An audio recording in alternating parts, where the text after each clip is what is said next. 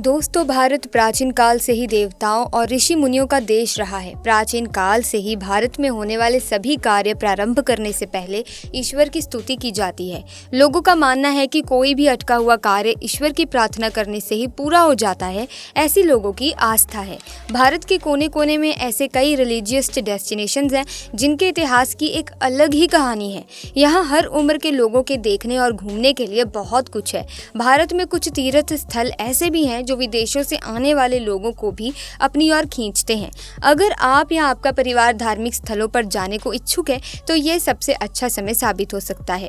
इसी के साथ दोस्तों, जब इंसान की सारी कोशिशें नाकाम हो जाती हैं, उम्मीद के सारे रास्ते बंद हो जाते हैं, यहाँ तक कि धन दौलत दवा भी किसी काम नहीं आती, ऐसे में इंसान असहाय आंखों से सिर्फ एक विश्वास लेकर उसकी चौखट पर पहुँचता है, जहाँ पर दुनिया के वो सारे असंभव कार्य होते हैं जिनकी कल्पना भी नहीं की जा सकती। सचमुच उस दरवाजे से जब रहमत बरसती है तो भक्त अभिभूत होकर नतमस्तक हुए बिना नहीं रह पाते। दोस्तों, भारत में ऐसी कई जगह हैं, लेकिन उन्हीं जगहों में से एक है हाजी अली की दरगाह।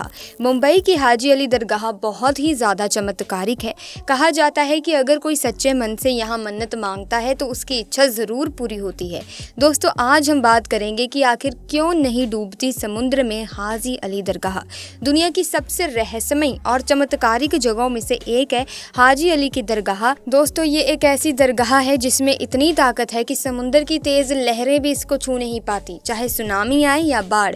लेकिन पानी की एक बूंद भी इस दरगाह के अंदर प्रवेश नहीं कर सकती। सोचने वाली बात है दोस्तों, इसीलिए ये दुनिया भर में चमत्कारी जगहों में से एक मानी जाती है।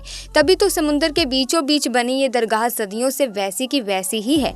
हालांकि समुद्र के किनारे से इस दरगाह तक पहुंचने के लिए पुल बना हुआ है जो समुद्र में उठने वाली तेज लहरों में गुम हो जाता है। लेकिन इन सब के बावजूद भी समुद्र की लहरों का एक बूंद पानी भी इस दरगाह के अंदर नहीं आता। तो आखिर ऐसी कौन सी शक्ति है जो हाजी अली दरगाह को डूबने नहीं देती, और क्यों यहाँ पर मांगी गई हर मन्नत पूरी होती है? दोस्तों, मुंबई से कुछ ही दूरी पर मौजूद हाजी अली की दरगाह उन पवित्र स्थलों में से एक है जिसमें हर धर्म के लोग सच्चे मन और विश्वास के साथ अपनी इच्छाओं को लेकर जाते हैं। और कहा जाता है कि इस दरगाह में धागा बांधने से आपकी मनोकामनाएं पूरी होती हैं। हाजी अली दरगाह के प्रति लोगों की श्रद्धा भावना बहुत ही ज्यादा है, क्योंकि वहां जाकर सभी लोग सच्चे दिल और आस्था से अल्लाह को याद करते हैं।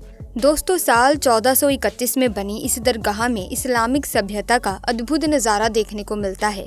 दोस्तों, दरगाह के साथ साथ यहाँ एक मस्जिद भी मौजूद है जहाँ पर कई सारे नमाजी नमाज पढ़ने आते हैं, अल्लाह से अपने और घर परिवार की सुख शांति के लिए दुआ करते हैं। पर आज हम इस दरगाह के बारे में बात कर रहे हैं। सफ़ेद रंग की इस आकर्षित दरगाह में एक 85 फीट की मीनार बनी हुई है जिसकी नक्काशी बेहद खूबसूरत है। इस खूबसूरत सी दरगाह के मेन हॉल में संगमरमर के स्तंभ बने हुए हैं जिन पर रंगीन शीशों से कलाकारी की गई है। सिर्फ इतना ही नहीं, वहां पर अल्लाह के 99 नाम भी लिखे गए हैं। इस मजार को लाल और हरे रंग के कपड़ों के साथ सजाया गया है और इसके आसपास चांदी के डंडों से बना एक घेरा भी है। और ये सभी चीजें मिलकर इस दरगाह की खूबसूरती को और ज्यादा बढ़ा देती हैं और दरगाह देखने में भी काफी आकर्षित लगती है।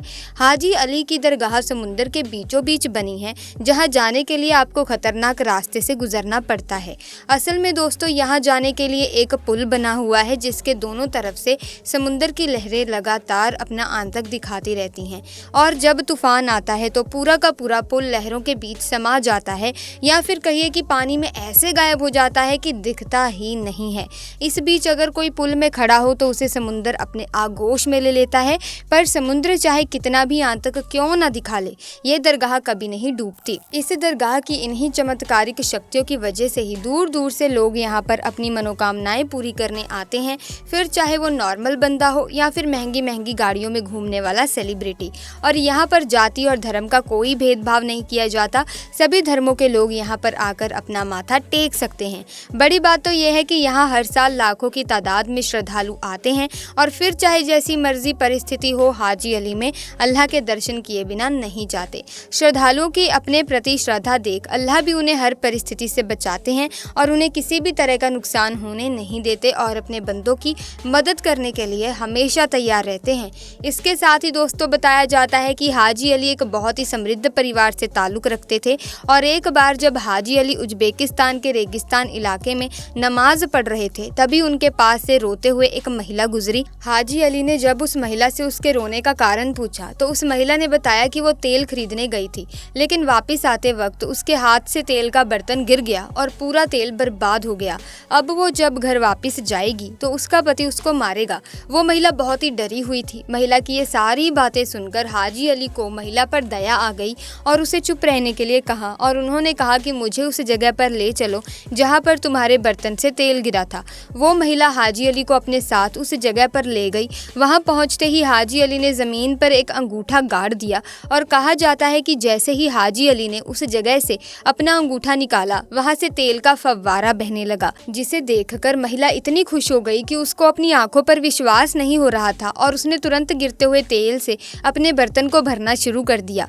इस घटना के बाद महिला तो बहुत खुश हो गई थी, लेकिन हाजी अली को बहुत बुरे बुरे सपने आने लगे। उनका मन बेचैन रहने लगा, यहाँ तक कि वो बीमार भी पड़ गए और ये सब इसीलिए हो रहा था क्योंकि हाजी अली को ऐसा लगता था कि एक महिला को दुखों से निकालने के लिए उन्होंने धरती को चोट पहुंचाई है, जिससे वो गहरी सोच में पड़ गए और इन्हीं सब बातों से छुटकारा पाने के लिए हाजी अली व्यापार करने अपने भाई के साथ मुंबई की उस जगह पर पहुंच गए जहां पर आज हाजी अली की दरगाह बनी हुई है। लोगों का कहना है कि उनका भाई मुंबई से वापस अपने घर चला गया, लेकिन हाजी अली वहीं पर रुक गए और वहां पर इस्लाम धर्म का प्रचार प्रसार करने लगे। हालांकि इनसे जुड़ी एक और कहानी बहुत ही ज़्यादा प्रचलित है।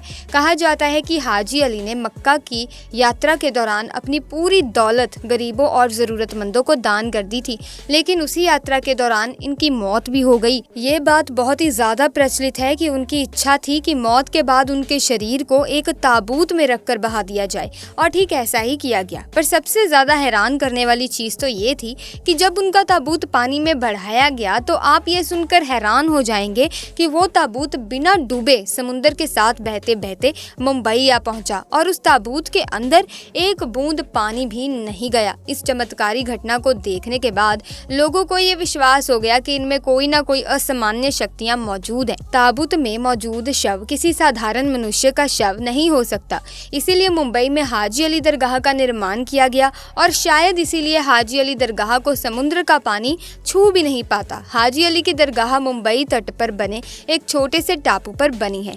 तमाम मुस्लिमों का हाजी अली दरगाह के बारे में कहना है कि मुंबई में चाहे कितनी भी तेज़ बारिश क्यों ना हो जाए या फिर पूरा मुंबई ही क्यों ना डूब जाए, लेकिन हाजी अली की दरगाह में कभी भी पानी नहीं आता। अभी ये बात तो आप भी जानते हैं कि मुंबई में कितनी ज़्यादा बारिश होती है और बारिश के मौसम में समुद्र का पानी अपनी ज़ोरदार लहरों से तबाही मचाने के लिए तैयार होता है। पर चाहे जितना भी रौद्र रूप क्यों ना ले वो हाजी अली की चौखट को पार नहीं कर पाता। दरगाह से जुड़े चमत्कार के बारे में तो आप लोगों ने बहुत सुन लिया। इसी के साथ आपको देते हैं कुछ अन्य जानकारी एक ब्रिज के बारे में, लेकिन उससे पहले एक छोटी सी रिक्वेस्ट थी कि अगर अभी तक आपने हमारी वीडियो को लाइक नहीं किया, हमारे चैनल को सब्सक्राइब नहीं किया तो जल्दी से चैनल को सब्सक्राइब कर लीजिए, बेल आइकन को प्रेस कर दीजिए ताकि नए वीडियोस की अपडेट आपको मिलती रहे और हाँ, वीडियो को लाइक जरूर कर दें। इसी के साथ दोस्तों, कोलकाता शहर की खूबसूरती हर किसी को पसंद आती है। विदेश से आए यात्रियों को तो ये शहर बेहद पसंद आता है। यहाँ पर कई ऐसी स्मारक है जो शहर में आकर्षण का केंद्र है। अगर आप कभी कोलकाता गए हैं या फिर उसके बारे में कुछ सर्च किया है तो आपने हावड़ा ब्रिज के बारे में ज़रूर सुना होगा। ये ब्रिज काफ़ी सुंदर है, लेकिन इसे लेकर एक अजीब बात भी है कि ये ब्रिज रात के 12 बजे बंद कर दिया जाता है। यूँ तो भारत और दुनिया भर के देशों में ना जाने कितने पुल हैं, लेकिन इनमें से कई पुल ऐसे हैं जो अपनी किसी खास बात के लिए दुनिया भर में एक अलग पहचान रखते हैं। ऐसा ही एक पुल अपने देश भारत में भी है। ये पुल सिर्फ देश में ही नहीं बल्कि दुनिया भर में मशहूर है। हैरानी की बात तो ये है कि वर्ल्ड फेमस पुल का आज तक उद्घाटन नहीं हुआ।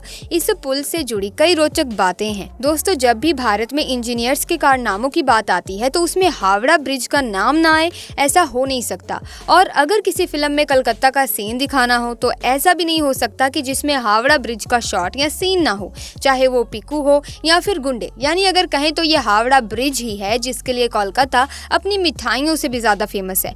दोस्तों, ये तो हम सब जानते हैं कि हावड़ा ब्रिज कितना फेमस है, लेकिन शायद हम में से बहुत कम लोग जानते हैं कि इस ब्रिज के बनने की कहानी क्या है। है और आखिर क्यों इसे इंजीनियरिंग का एक बेहतरीन नमूना कहते हैं। आज के इस वीडियो में हम आपको इस ब्रिज से जुड़ी हर वो बात बताएंगे जिसे बतौर भारतीय आपको जानना चाहिए। सबसे पहले जानते हैं कि इस ब्रिज का निर्माण कैसे हुआ था। प्यारे दर्शकों, आपको बता दें कि कोलकाता और हावड़ा के बीच हुगली नदी पर पहले कोई ब्रिज नहीं था। नदी पार करने के लिए नाव ही एकमात्र जरिया थी। बंगाल सरकार की ओर से वर्ष 1871 में हावड़ा ब्रिज अधिनियम पारित होने के बाद वर्ष 1874 में सर बेडफोर्ड लेस्ली ने नदी पर पीपे के पुल का निर्माण कराया था। साल 1874 में 22 लाख रुपए की लागत से नदी पर पीपे का एक पुल बनाया गया, जिसकी लंबाई 1528 फीट और चौड़ाई 62 फीट थी। फिर 1906 में हावड़ा स्टेशन बनने के बाद धीरे धीरे ट्रैफिक और लोगों की आवाजाही बढ़ने लगी। तब इस पुल की जगह एक फ्लोटिंग ब्रिज यानी कि तैरता हुआ पुल बनाने का फैसला किया गया, लेकिन तब तक पहला विश्व युद्ध शुरू हो चुका था। इस वजह से काम शुरू नहीं हुआ। साल 1922 में न्यू हावड़ा ब्रिज कमीशन का गठन करने के कुछ साल बाद इसके लिए निविदाएं आमंत्रित की गईं। तब जर्मनी के एक फर्म ने सबसे पहले कम दर की निविदा जमा की थी, लेकिन तब जर्मनी और ग्रेट ब्रिटेन के आपसी संबंधों में भारी तनाव रहने की वजह से जर्मन की फर्म को ठेका नहीं दिया गया। बाद में वो काम Brathwaite burn and Joseph construction company को सौंपा गया। इसके लिए ब्रिज निर्माण अधिनियम में संशोधन किया गया। इस कैंटरलीवर ब्रिज को बनाने में 26,500 टन स्टील का इस्तेमाल किया गया। इसमें से 23,500 टन स्टील की सप्लाई टाटा स्टील ने की थी। तैयार होने के बाद ये दुनिया में अपनी तरह का तीसरा सबसे लंबा ब्रिज था। पूरा ब्रिज महज नदी के किनारों पर बने 280 फीट ऊंचे 2 पायों पर टिका है। इसके दोनों पायों के बीच की दूरी 1,500 फीट है। नदी में कहीं कोई पाया नहीं है। इसकी खासियत यह है कि इसके निर्माण में स्टील की प्लेटों को जोड़ने के लिए नट बोल्ट की बजाय धातु की बनी कीलों यानी कि रेवेट्स का इस्तेमाल किया गया है।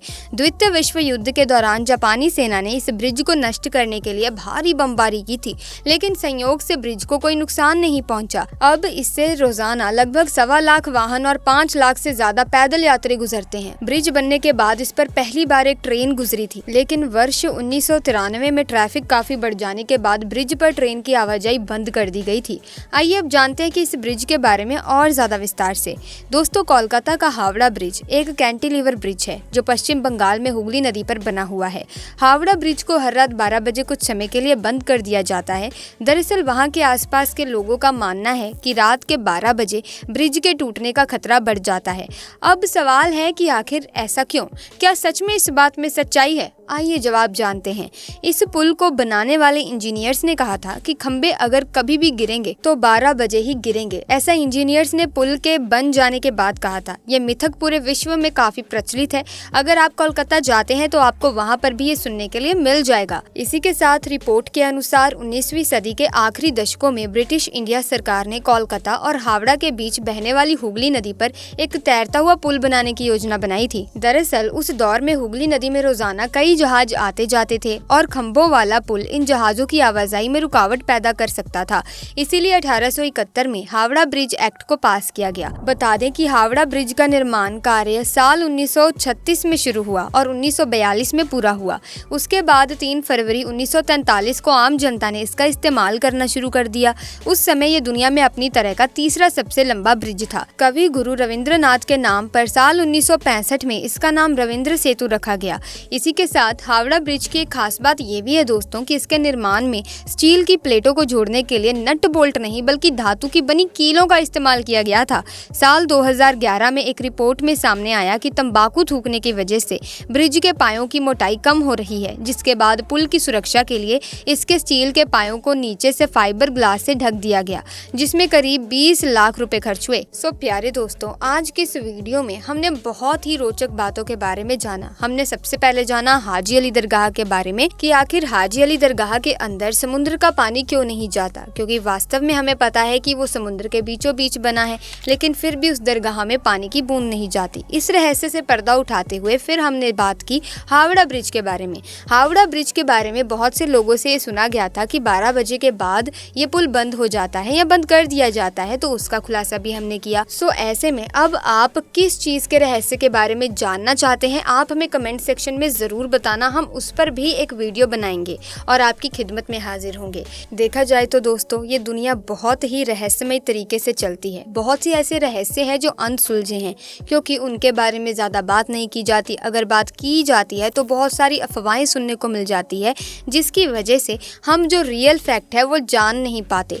ऐसे में बहुत ऐसी चीज़ें हैं जो अनसुलझी हैं, जो अभी भी अनएक्सप्लोर्ड हैं। ऐसे में आज की इस वीडियो में जो भी हमने फैक्ट्स बताए या जो भी हमने बातें की, आप इनसे कितना सहमत हैं, आप कमेंट सेक्शन में अपनी राय भी ज़रूर दीजिएगा। हमें आपके कमेंट्स का बेसब्री से इंतज़ार रहता है। इसी के साथ आज की इस वीडियो को लाइक ज़रूर करें, ज़्यादा से ज़्यादा शेयर करें, ताकि ये अमेजिंग फैक्ट्स बाकी लोगों को भी पता चल सके।